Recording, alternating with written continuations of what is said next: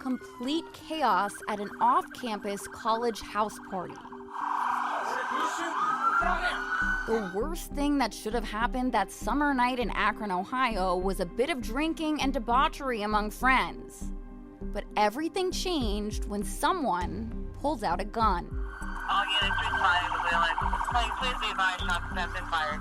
2 of the partygoers were murdered that night. One of them was Maya McFetridge, an 18-year-old University of Akron freshman. She was, at that time, sticking to herself and not really going out and going to parties. A 22-year-old man was also shot, but he survived. His friend, 25-year-old Alexander Beasley, wasn't as lucky. He was at the party with a couple friends, and one of his other friends was shot as well. 2 young people with their entire lives ahead of them, murdered at a college house party for absolutely no reason. If it takes everything in me, if it takes my last breath, I will get justice for my son. The house party just blocks away from the University of Akron's campus. Akron Police Detective Edward Hornacek says the night took a turn when a fight broke out between 2 men at the party.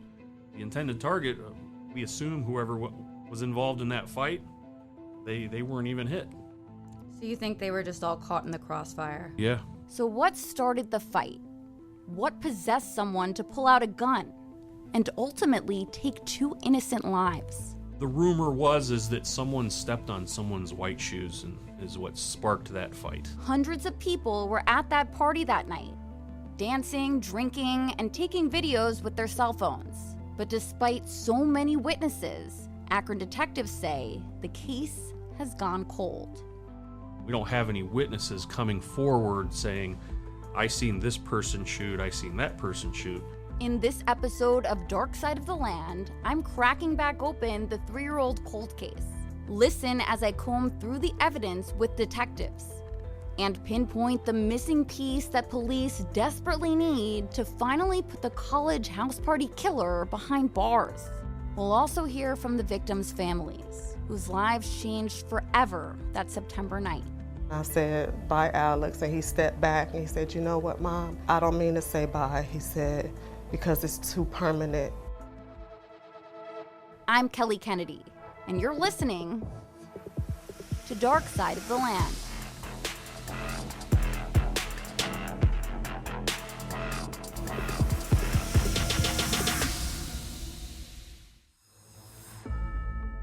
College house parties are a rite of passage. Some of us might remember dancing, or maybe drinking too much, or the night might be a little blurry. But the difference between those parties and this one is, you made it home that night.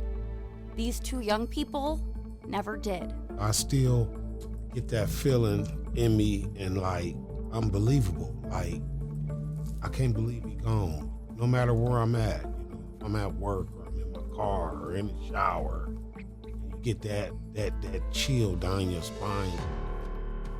It was a balmy September night. Detective Edward Hornacek is the lead investigator on the case. We're stuck at a stagnant point of us needing just a witness or 2 to identify the people in that video. Whoever it may have been that was in that group of people fighting, you need someone to identify them as the shooter. September 19th, 2021. Detective Hornacek says the night started out with 2 University of Akron college parties. At first, nothing really seemed out of the ordinary. I live on War Street, and my neighbors are partying and being loud, and I can't sleep right. It all started with a 911 call to police around 12:30 a.m. A neighbor made a noise complaint about a nearby college party at Kling and East Forest Street. The police came to the home and broke it up. The problem is, look how many police officers are here on a Saturday night who has to clear out this party. When other stuff is going on the other side of the city that we can't get to. College people, that's all. Huh? College, that's all. But then the party moved down the block. He says one party was at the home of some college football players. The other party was in the same neighborhood where some people were recording a music video. Detectives even tracked down some cell phone videos from the party before things got out of hand. Hey! They went out and kind of broke up one of the parties. So the two parties, they merged in a large vacant lot next to this house where the football team, there's a bunch of football players that live there. So once the party started to merge, things were fine, and then a fight broke out. So when that fight broke out, mind you, there's probably, and this is just a guess, 200 to 300 people in this vacant lot at this party. So there were people with their cell phones out. They recorded the fight. The fight happened, and then people started to disperse. And then someone pulled out a gun and started shooting randomly into the crowd. Get us a 32, we got a male shot. Lay down. Oh my God, we got multiple victims. Hey, we got multiple victims! A decision that changed the lives of Keisha Wilson Law and Damian Law forever. For a whole year, I could barely look in the mirror. Because I look in the mirror and I see Alex. Because everything that Alex is, I am Alex. Alex is me. I miss everything about him. Witnesses gave police conflicting reports about exactly what happened. When they start shooting, we just came back to, he got stuck, a fight broke out, whatever. Okay. And they brought him on the porch, and then I guess somebody just started shooting. Yeah, and then as soon as we ran down there, we got 4 houses down, and they just started shooting out of nowhere. So the shooter's not in the house, though, right? I don't know, they was in the car. Okay. I think they was in the car, I don't know. So was the shooter in the street, or did they shoot from inside a car? Detectives still aren't sure. Right when people were starting to disperse, someone drove by, and it said that they either shot from the vehicle or got out of the vehicle and shot into the crowd. And from there, it was absolute chaos. We got 3 victims. Hey, start more units. Is she hit? Yeah, she's hit. Hey, Kling and Wheeler, just send out everyone. Police arrive, and there's people running everywhere, people frantic. The first victim was 18-year-old Maya McFetridge. She was bright and pretty. She had her whole life ahead of her. She was a brand new freshman at the University of Akron on an art scholarship. The Berea teen had only been on campus for about a month when her life was cut short. She was an art student, and it was just unfortunate that she happened to be at the wrong place at the wrong time. Cheryl Rossbach was Maya's mom. We haven't been able to reach her for another interview, but we did speak with her briefly a few months after the murders. The last time I talked to her, it was my birthday. It was the night she died. First responders did everything they could to save the teen's life, but sadly, she didn't even make it to the hospital. We need at least 3 med units, We've got 2 that are seriously injured. A 22-year-old man was shot in the back. Where am I hit? Where am I hit at? You gotta relax. Okay. That's gonna help you. That's gonna help you. Just breathe. But he survived. We didn't see nothing. I just all of a sudden my arm just went numb, man. I heard a pop, my arm went numb. That 22-year-old was at the party with another friend, 25-year-old Alexander Beasley. And even though Alex was right next to his friend when the shots rang out, he wasn't as lucky. He was shot in the head. His jab, all right? His jab right there. That's Alex. His name's Alex Beasley. Who's that right next to you? Alex Beasley. Alex James Beasley. Is Alex all right?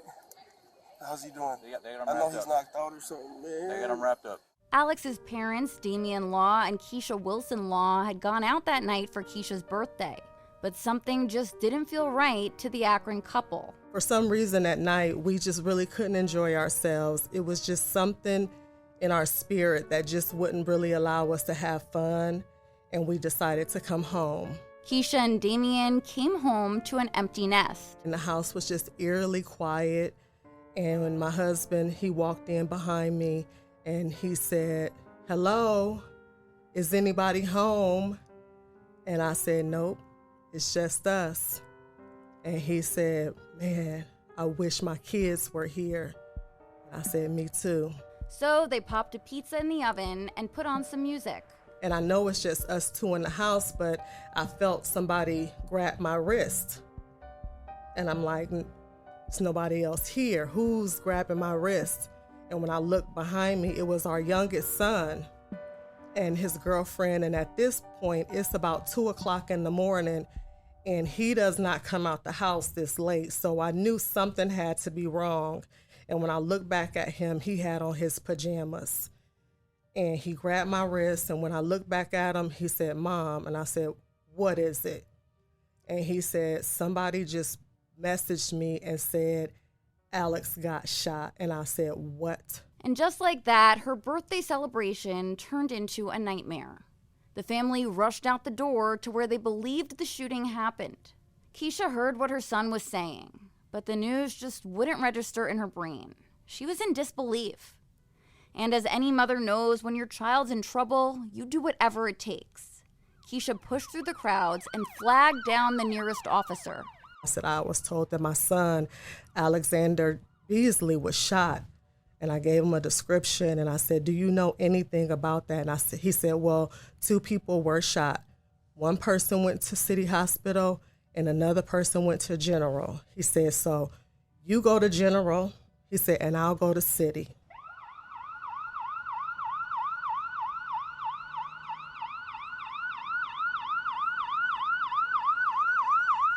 When the family got to the hospital, Keisha was still in denial. I really didn't think that it was true. I really didn't think that Alex got shot. I was calling his phone, and even though he wasn't answering it, I said, maybe he is just busy and he can't answer his phone right now. It's just maybe it's a lot of commotion and he can't answer his phone. But when she locked eyes with that same detective from the crime scene, her heart sank. And when I saw him, I was like, it's true. And he walked out and he said, "Did they let you in?" And I said, "No." He said, "Did they tell you what happened?" And I said, "No, I haven't talked to anybody." And I said, "What happened?" He said, "It's not good." And I said, "What do you mean?" And he said, "It was a headshot." And after that, I just lost it. I just went down, and I remember them having to bring out a wheelchair and put me in a wheelchair. And my son said, like months later, we talked about it, and he said, "Mom, I just remember you just, digging your nails in my skin." And he still had the marks in his arm where I just dug my nails in his skin. The family learned Alex had gone into cardiac arrest on the scene, but they brought him back.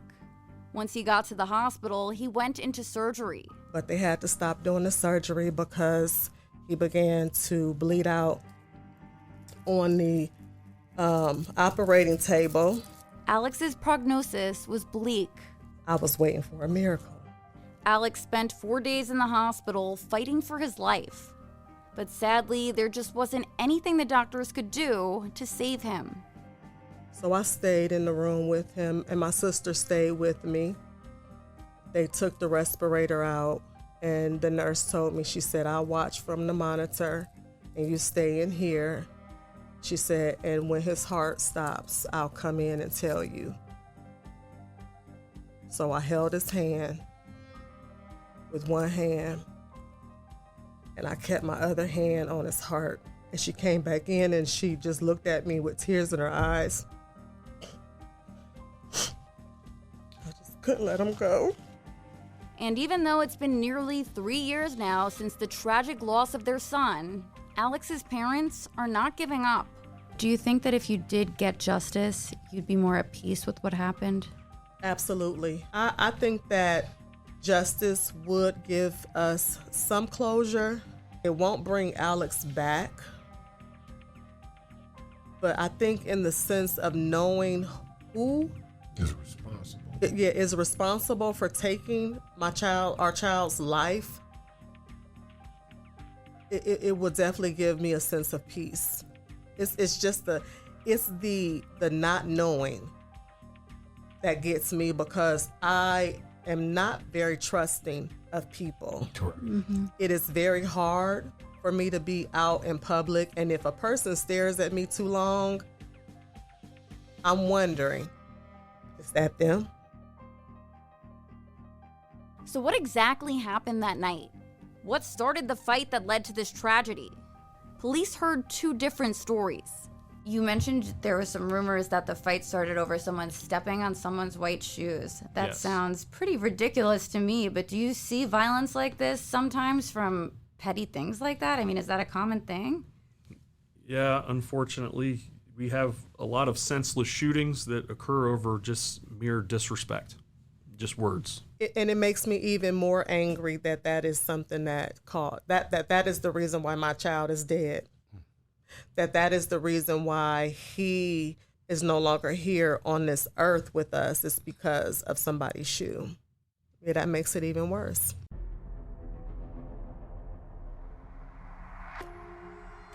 But a witness on scene told police something entirely different. Basically, girl was twerking on the car. People throwing bottles, you know what I'm saying? Dude got pissed, someone threw a bottle at him. Dude popped out his mouth. These dudes apparently from Cleveland. You know what I'm saying? I'm trying to break the up, you know what I'm saying? They I'm telling like, bro, chill. I'm holding the one dude who's aggressor back. So the shooter or shooters were supposedly from Cleveland, at least according to witnesses. And they start shooting to everyone. Get down. I don't know their names. I just met them just now. Cell phone video shows a young girl dancing on top of a car and everyone cheering. And no matter what sparked the fight, detectives don't believe any of the victims were the intended targets. They were just in the wrong place at the wrong time.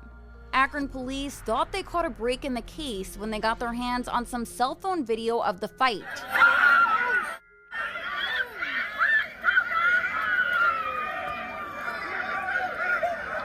So the cell phone video shows in this vacant lot where the party was, that was the main focal point of the party, is this vacant lot. It's a grass lot.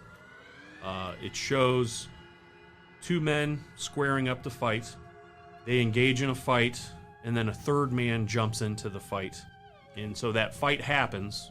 There's audio, but you can't hear what the people fighting are saying. You just kind of hear screaming and laughing or whatever. But so it's clear that we can get their demographics, but you can't really tell who it is with, it's kind of blurred and maybe a little pixelated because it was a nighttime cell phone video. Were you able to track down the people involved in that altercation and interview them? So through our tip line, we had someone say that they knew who these two people were and that they were previous roommates of these people from Lorain County. So once we interviewed that as anonymous tipster, we ended up getting a hold of that person. They decided to speak with us, and they said, yes, I know who those two people are that were engaged in that fight. So we tracked those people down. Being that this is still an ongoing investigation at this point, can't give their names, but so we interviewed both of those people, and one person denies ever even being in the city of Akron. The other person kind of plays the blame game on other people that did the shooting. So the problem with that is we can't 100% say that they were the ones in the video, but through one interview, it kind of puts them on scene there. Is there any way to confirm they were there through like cell phone records or anything else? Yes. So at that time, we were introduced to some new technology called CyberCheck. So we had an investigation done on those two people who we thought were there. One person, they were put on scene there at 98%. And that's through the technology of their cell phone and the different apps that they have on their cell phones that are pinging off of different routers for Wi-Fi. It's not necessarily cell phone towers that we're used to. And the other person, theirs was put there at a very, very low percentage, so we weren't actually able to confirm that one. Do you believe these two people could be suspects? Could they have been the ones who did the shooting? So that's kind of where our investigation was we spearheaded that operation. That was our main goal, is to be able to identify those people that were identified by the tipsters as being the ones in the fight and on the video. We were trying to get someone, just one person, to identify those people in the video as either one of them being the shooter, but we don't have anyone coming forward. So that's where we're stuck, and that's why the case is currently stagnant, is we just don't have any witnesses coming forward. Do you have any description of that vehicle that they either shot from or got out of and shot from? So the issue with that is we were given different descriptions. And with that part of our investigation, we kind of got stuck at that point because we didn't have 2 people or 3 people identify the vehicle. We had 3 people identify 3 different types of vehicles. So we weren't able to really put that together. And then detectives hit a dead end. I mean, you said yourself there were hundreds of people at that party, so surely someone saw something. What's your message to witnesses who haven't come forward yet? So we have several different opportunities for witnesses to come forward, whether it's if it's they want to cooperate and actually testify and go to court, or they could remain anonymous. So we have, and I have a list of different numbers, and it's mostly for anonymous tips. So first of all, we have the Summit County Crime Stoppers, Akron's in Summit County. You could call 330-434-COPS, C-O-P-S, or you could text TIPSCO, which is TIPSCO, with your tips. And in reference to this case, it's 274-637. Or you could download the Akron Police Department app and submit information by texting TIP 411.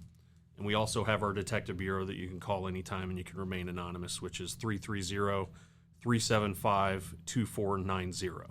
But Keisha and Damien feel like Akron Police dropped the ball. Do you feel like Akron Police are doing enough to solve this murder case? Absolutely not. You know, I try to have faith in our justice system. I really do. But I do not believe that they have done enough to solve this case. I honestly believe that they did drop the ball. I know that there were some at least one good witness in the beginning, and that person has gotten away.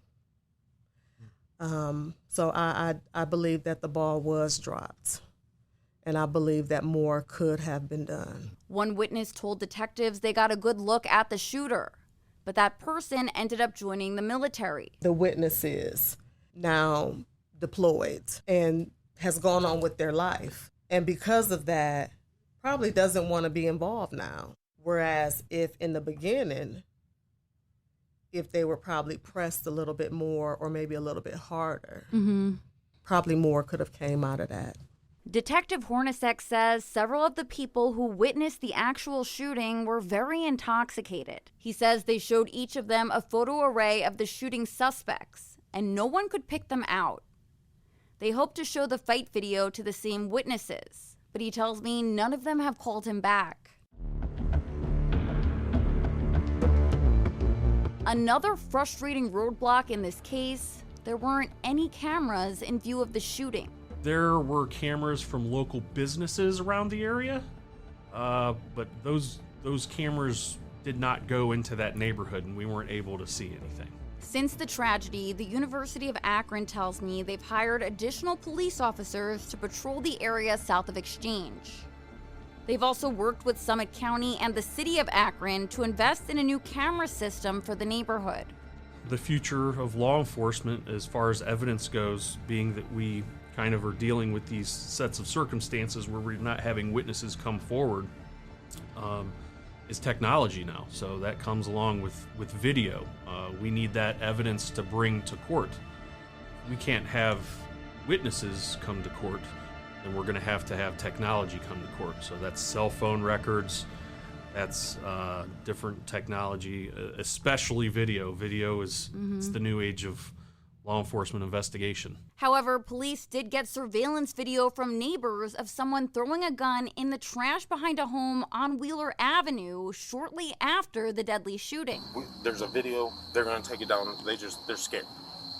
They're taking it down? Like down to downtown. Oh, okay. Not down, but saved to the cloud type ordeal. All right. He was like right over here in this area. 204. Okay. Had him Like in the video, it looked like he had a mask on. Body camera video shows police pulling the gun out of the trash. Oh, I got it. It's not small either. Right there. AR. I think it's got a suppressor on there. Another witness told police they saw that person pull up to the house with the gun. Where did they go after? They walked in this direction? Yes, they walked this way. Okay. They walked this way. Were they within a group of people? It was probably 6 to 10 people. Okay. Yeah. But just one guy took something long, Yeah. in his pants. And sadly, gun violence in Akron has not slowed down.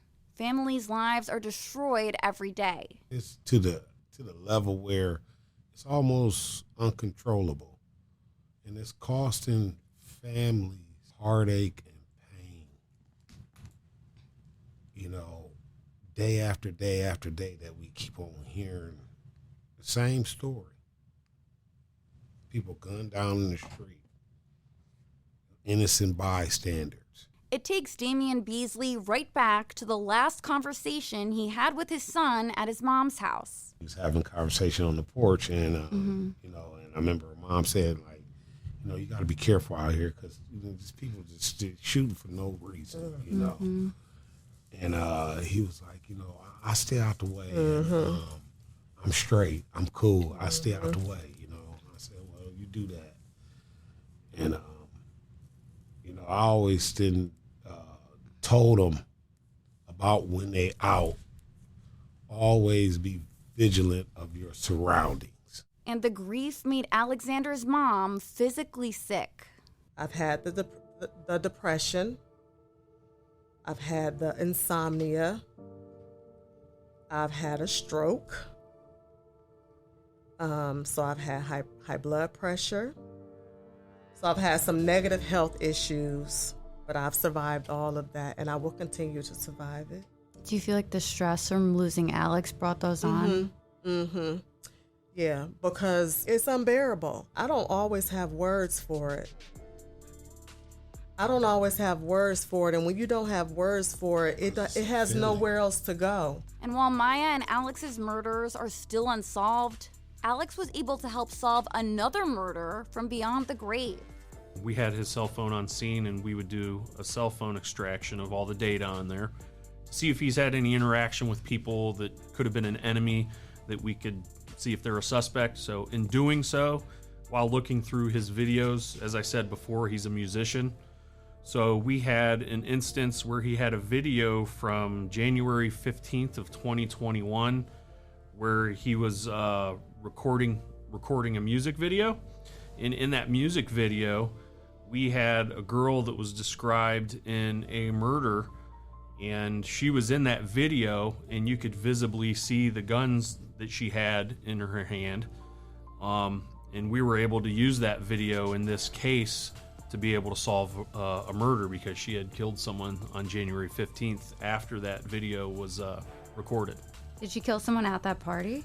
It was at a party. It was actually a couple blocks away from where this incident occurred, on Sherman Street. And you said you could actually see in her fanny pack she had a pistol and then she had an AR-15? So there were different parts in the video where she pulled out a revolver and pointed it at whoever was recording the video. And that was part of that case right there, is people were arguing with her because she was pointing guns at everybody. So she appeared to be pretty intoxicated at that time. In March 2022, Savannah Bryce was sentenced to 10 to 13 years in prison. You know what? Doesn't surprise me. It doesn't surprise me because that's Alex. That's the way Alex was raised. Even though it wasn't done. I don't think that it was done purposely. I just think that it just. But it just so happened. It just so happened. But I'm not surprised. I'm not surprised, and that's why the fact that no one has come forward to help solve Alex's murder is surprising. Yeah. Because if the tables were turned and Alex were here today and someone he knew, actually a friend of his. So if Alex was the one who was shot in his back and was still alive, and his friend lay next to him and he was murdered, and Alex had any idea who did it, and it might have just been a crumb of information, Alex would tell it. He would tell it. So I'm not surprised. That's just how Alex is. He would tell it. So yeah, I thought that was pretty smooth when they told us about that. Big ups to Alex. And even though the case is cold, Detective Hornacek says there's still hope. Every some odd years, we have some new technology that will come out that will be able to show us something at a different angle that we didn't look at, a different angle that we weren't able to look at through technology. So those are things that we always have hope in the future. But of course, we would like to solve a case now and be able to show a family that our hard work and dedication to a case is, we finally did something. We were able to solve the case. A $50,000 reward is still being offered in this case by the University of Akron and Crime Stoppers for tips that lead to an arrest and conviction. Remember, even the smallest detail could be the break in this case these families have been praying for. You can remain anonymous. You can call Summit County Crime Stoppers at 330-434-COPS, or you can text TIPSCO with your tips. You can also call Akron Detectives at 330-375-2490. If it takes everything in me, if it takes my last breath,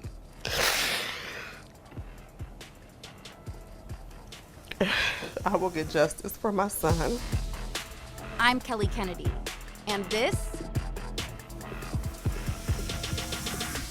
is Dark Side of the Land. Subscribe now for future episodes and find more Dark Side of the Land and photo galleries related to these cases at cleveland19.com.